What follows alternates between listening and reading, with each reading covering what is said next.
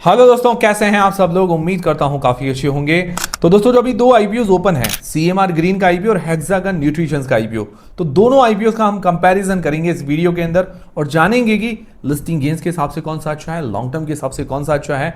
4 points, जो 4 parameters है, उन पर हम कंपेयर करेंगे दोनों आईपीओस को। भाई उससे हमें थोड़ा बहुत एक हिंट मिल जाएगा कि भाई लॉन्ग टर्म के हिसाब से कौन सा सही है और लिस्टिंग गेन्स के हिसाब से कौन सा सही है।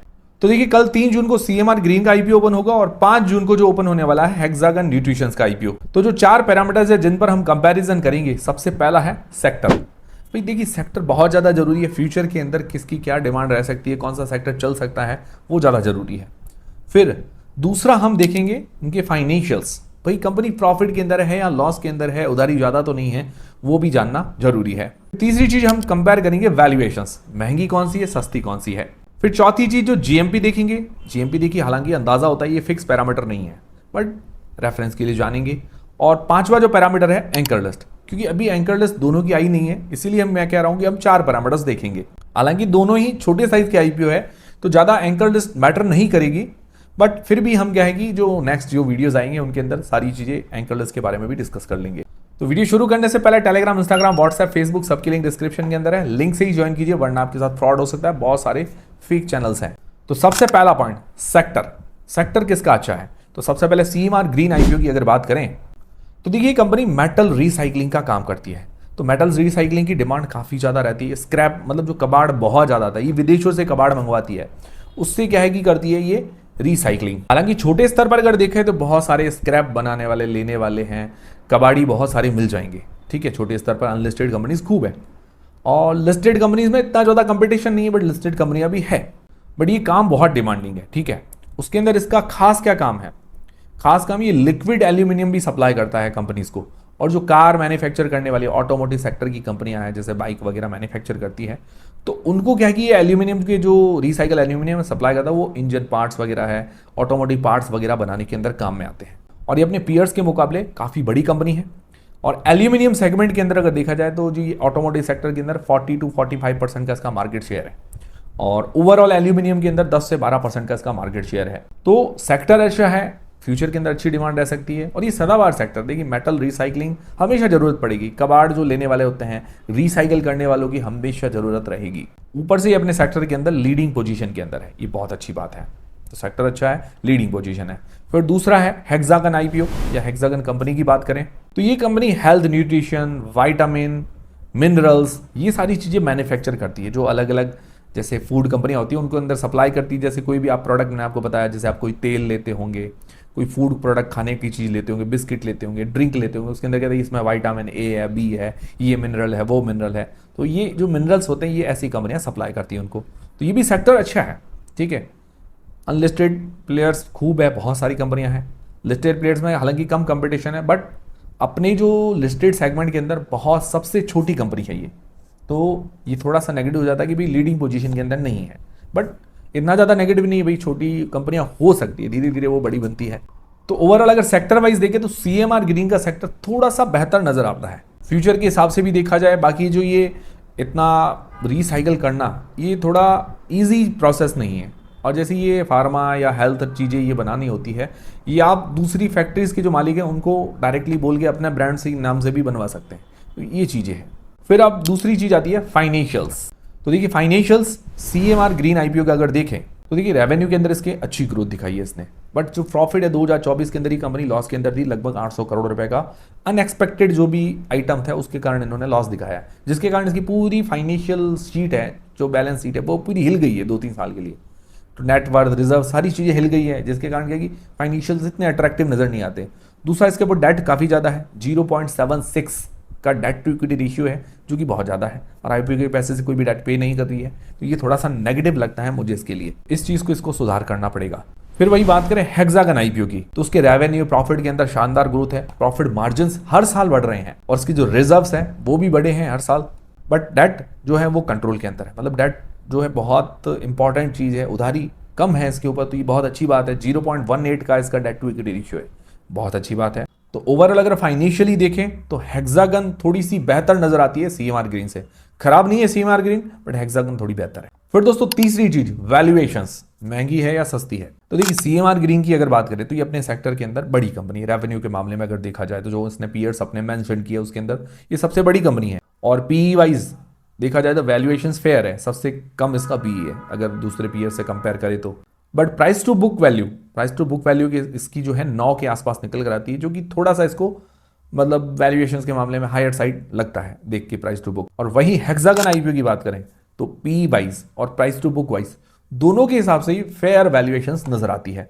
बट ये अपने सेक्टर में बहुत छोटी कंपनी है, तो अभी वैल्यूएशंस के हिसाब से देखा जाए तो हेक्सागन थोड़ी बेहतर है।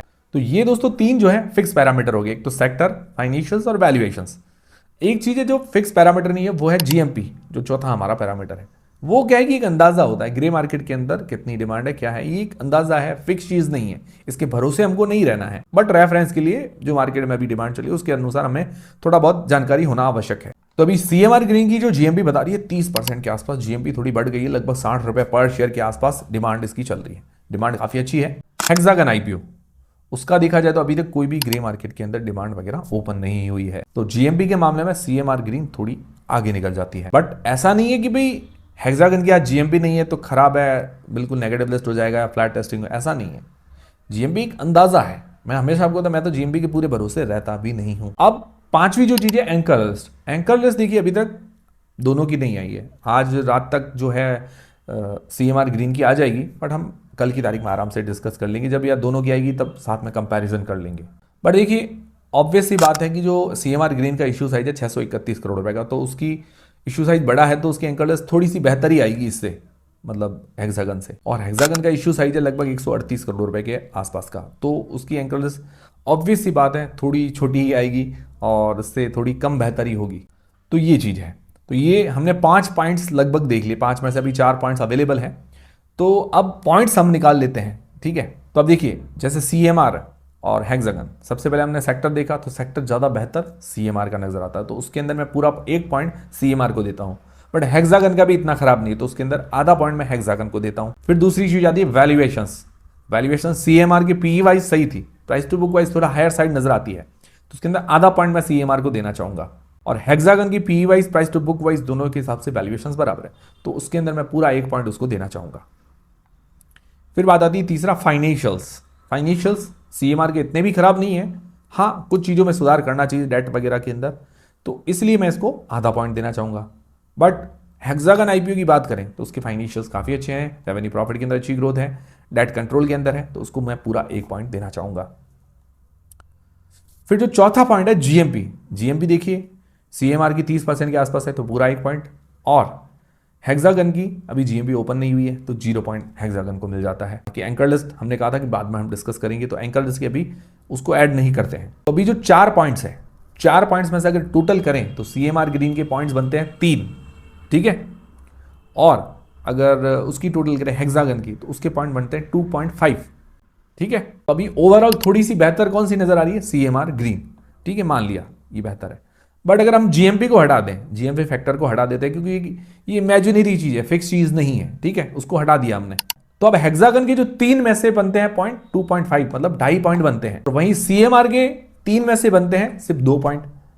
मतलब क्या होगा कि भाई अपन ने जीएमपी हटा दी, तब जो अगर फाइनेंशियल्स फंडामेंटल्स देखें तो उस मामले में हेक्सागन थोड़ी बेहतर नजर आती है, और वहीं सीएमआर वो थोड़ी सी मतलब हेक्सागन से थोड़ी कम है ऑन पेपर। ये ऑन पेपर चीजें, भले ही देखिए ग्रे मार्केट में अंदर किसी की भी डिमांड हो, बट ऑन पेपर क्या चीज चल रही है वो मैंने आपको बता दिया है। तो अब ओवरऑल कंक्लूजन क्या है, तो ओवरऑल कंक्लूजन ये है कि अगर आप लिस्टिंग गेन्स के हिसाब से सोच रहे हैं, तो अभी लिस्टिंग गेन्स के हिसाब से जो पैरामीटर्स है वो सीएमआर ग्रीन के पक्ष में ज्यादा नजर आ रहे हैं, वो थोड़ा उससे आगे हो जाता है, और हेक्सागन थोड़ा सा पीछे हो जाता है लिस्टिंग गेन्स के मामले में। बट ऐसा नहीं है कि भाई जीएमपी नहीं है तो खराब ही है, उसके बाकी पैरामीटर्स भी अच्छे हैं, ये चीज नोटिस करने जैसी है। और लॉन्ग टर्म के हिसाब से अगर देखा जाए तो देखिए ऑन पेपर जो फाइनेंशियल फंडामेंटल्स अगर देखें तो हेक्सागन थोड़ी बेहतर है, बट अगर सेक्टर देखें तो सीएमआर ग्रीन का सेक्टर हेक्सागन से कहीं बेहतर है। ये चीजों को दिमाग में रखते हुए आप चलिएगा, ठीक है। थोड़ी एडवांटेज के हिसाब से माने तो मुझे थोड़ी सी बेहतर सीएमआर ग्रीन नजर आती है,